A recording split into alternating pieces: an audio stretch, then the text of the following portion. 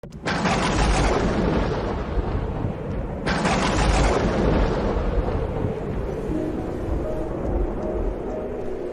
Seigneur soit avec vous. Et avec votre esprit. Évangile de Jésus-Christ selon saint Marc. Gloire à toi, Seigneur. En ce temps-là, Jésus entra de nouveau dans une synagogue. Il y avait là un homme dont la main était atrophiée.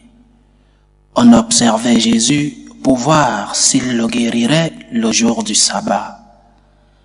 C'était afin de pouvoir l'accuser. Il dit à l'homme qui avait la main atrophiée, « Lève-toi, viens au milieu. » Et s'adressant aux autres, « Est-il permis le jour du sabbat de faire le bien ou de faire le mal, de sauver une vie ou de tuer ?» Mais eux se taisaient. Alors, promenant sur eux un regard de colère, navré de l'endurcissement de leur cœur, il dit à l'homme, étends la main. Il l'étendit et sa main redevint normale. Une fois sortis, les pharisiens se réunirent en conseil avec les partisans d'Hérode contre Jésus pour voir comment le faire périr. Acclamons la parole de Dieu. Louange à toi, Seigneur Jésus. Quel problème Jésus avait-il avec le sabbat? Beaucoup d'évangiles nous parlent de cette controverse entre Jésus et les pharisiens à cause de ce thème, le respect de la loi du sabbat. Quel problème notre Seigneur avait-il de respecter la loi qui interdisait de faire toute chose le jour du sabbat? La réponse, c'est que Jésus n'avait aucun problème avec cette loi. Jésus n'avait aucun problème avec la loi du sabbat. La loi a été annoncée par Dieu lui-même, par Yahvé. Mais la loi devait être au service de l'homme, pas pour que l'homme devienne esclave de la loi. Jésus avait un problème d'une part avec l'hypocrisie de ceux-là qui disaient qu'on ne pouvait rien faire le jour du sabbat. Mais si un animal avait faim, il fallait lui donner à manger.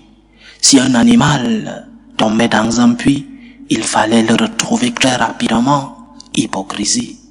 Mais si un homme avait besoin d'aide, il fallait attendre le jour suivant. Jésus avait donc un problème avec cette hypocrisie, mais aussi avec l'égoïsme de ceux-là qui ne voulaient pas que notre Seigneur fasse du bien, que notre Seigneur rende la santé spirituelle et la santé physique à ceux-là qui avaient besoin d'aide.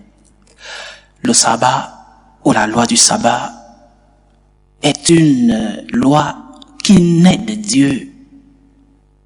Et Dieu qui veut que l'homme se repose, parce que lui-même s'est reposé après avoir travaillé durant 6 jours. Il s'est reposé le 7e jour. Il veut que l'homme se repose aussi, que l'homme ne se transforme pas en une machine de travail, que l'homme ne soit pas esclave du travail, mais aussi que l'homme puisse avoir du temps pour partager avec sa famille, pour profiter des moments avec la famille, mais aussi pour adorer le Seigneur, le Créateur. La loi du sabbat était donc faite pour que l'homme puisse profiter non seulement du repos, mais aussi du vivre ensemble avec la famille. Cela ne veut pas dire qu'il fallait rester toute la journée au lit.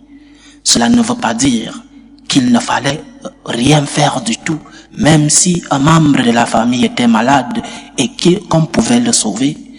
Il fallait le laisser mourir parce que la loi du sabbat disait qu'on ne pouvait rien faire.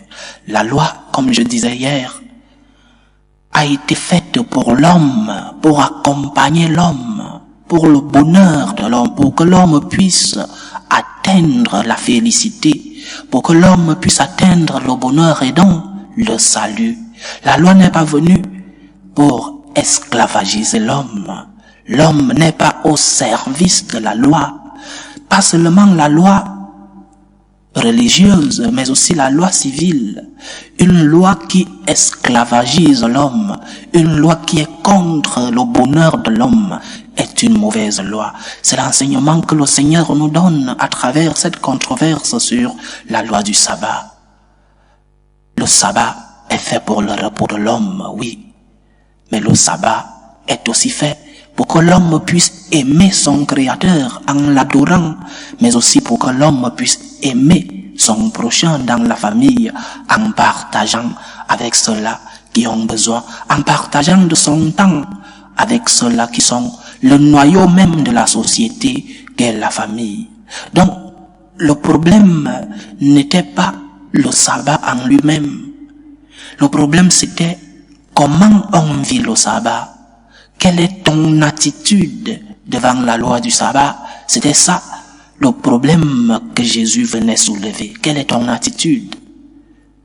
Le plus important, ce n'est pas de rester à la maison sans rien faire.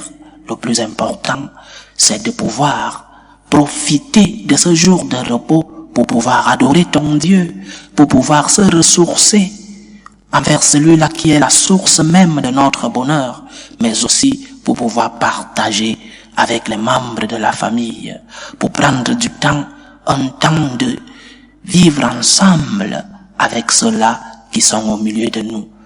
La loi doit aider l'homme à atteindre son bonheur. Une loi qui n'aide pas l'homme à atteindre son bonheur et donc son salut est une mauvaise loi. Il faut le dire. Il faut le dire. Comme je prenais des exemples hier, dans l'église, le catéchisme nous l'enseigne. La loi, le précepte d'aller à la messe du dimanche n'est pas au-dessus du précepte de l'amour. Cela ne veut pas dire que tu vas dire que je vais rester couché sur mon lit toute la journée du dimanche et ne pas aller à la messe parce que j'aime ma famille. Non. Il y a des circonstances atténuantes. Tu es malade, comme je prenais l'exemple d'hier, tu es malade, tu ne peux pas aller à la messe. Le Seigneur qui t'aime, le Seigneur qui voit ton impossibilité, ne tient pas en compte le fait que tu n'es pas rempli avec le précepte d'aller à la messe le dimanche. Tu es en train d'aller à la messe, le même exemple que je prenais hier, et que tu rencontres un accident avec des blessés graves.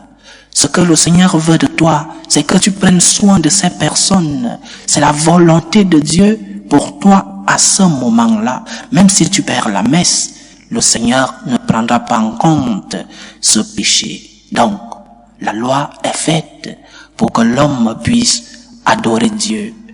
La loi est faite pour que l'homme puisse atteindre son bonheur. Lorsque nous profitons de la loi pour entrer dans nos passions désordonnées, nous ne sommes pas en train de faire la volonté de Dieu.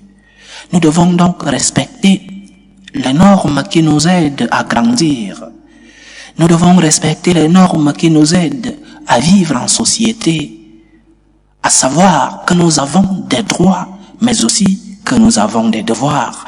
C'est cela la norme, c'est cela la loi. Elle vient nous rappeler que nous avons des droits, mais aussi que nous avons des devoirs, que nous avons des devoirs envers Dieu, que nous avons des devoirs envers les nôtres, envers le premier prochain, qui est celui-là qui est juste à côté de toi, le prochain proche, comme nous disons les franciscains de Marie. Tu as des devoirs envers Dieu. Les devoirs envers Dieu, c'est que tu puisses l'aimer, que tu puisses l'adorer, que tu puisses lui dire merci, que tu essayes de marcher selon ses commandements. Les devoirs envers le prochain, c'est que tu puisses être à côté de lui, que tu ne sois pas un loup pour ton prochain, que tu ne sois pas celui-là qui rend la vie impossible à ton prochain, que tu puisses aider ton prochain à atteindre aussi le bonheur que tu es en train de chercher. Donc, chers frères et sœurs, pose-toi la question de savoir si tu ne tombes pas dans ce double péché, où sont tombés ceux-là qui jugeaient le Seigneur pour avoir fait le bien. Ne tombes-tu pas dans le péché de l'hypocrisie?